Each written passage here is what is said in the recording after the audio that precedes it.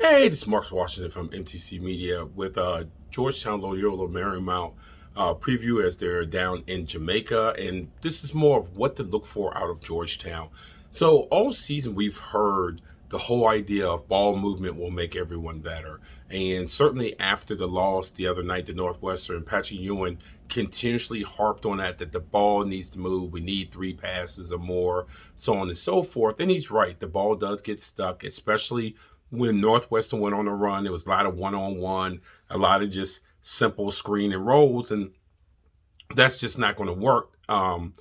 It doesn't really work that much in college basketball at all. Nevertheless, for a team like Georgetown and the limitations they have at center and some of the limitations they have in other places in the roster. So the thing to look for today is not only 2 or 3 passes or 3 passes or more. It's not the movie Hoosiers.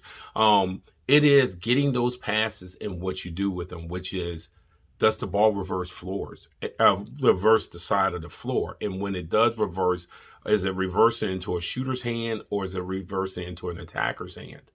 And then what they do with it and the efficiency of that. So if there's something that I'll be looking for on tape when I go and watch this game over again, it's going to be, how many times did the ball reverse? Did it reverse to a shooter, an attacker, or someone who's not a threat? And then what was the efficiency on the basketball decisions that they made when they got the ball? Did someone like Brandon Murray, who fancies himself as a 3-level scorer, did he go ahead and take a jump shot? If he had missed 2 or 3 jump shots on that next touch, did he try to get downhill and maybe get to the free throw line?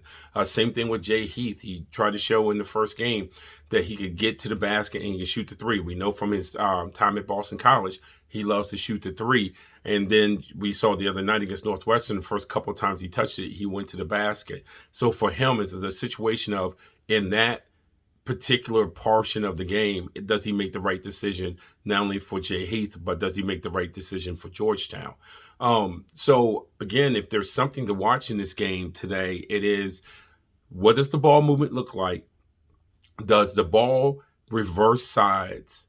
And once it reverse sides, what is the efficiency of getting a good shot? You understand you're going to keep the percentage of how many times did you score and how many times did you get it across there. That's fine. But it's also, you need to chart how many quality looks that you received. It's not always about making it. Yes, you do have to make it, and a lot of that is going to be the difference between winning and losing. But in Georgetown case, when it's the point of emphasis, it has to start with, are you doing it?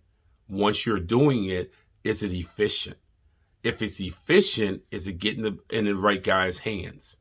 Okay. And then you deal with the makes and the miss. No one thinks that you're going to make it at a 75, 80% clip, but you certainly want to make sure that those other components are happening, because it doesn't do any good if you're doing it and guys are making bad decisions, but they still make the shot. They're like, oh, well, he made it, so that magically means it wasn't a bad decision. It still means it's a bad decision. Just because you make it does not take a bad decision and make it into a good one. So it's also the decision making on the floor. This is something that should be a theme in Jamaica throughout, and it starts today against Loyola-Marymount. This is a game, obviously, for Georgetown that's winnable. If they have any any thoughts and hopes and dreams of this team being 500, they need to go 2-0 here this weekend. This is Marcus Washington from MTC Media.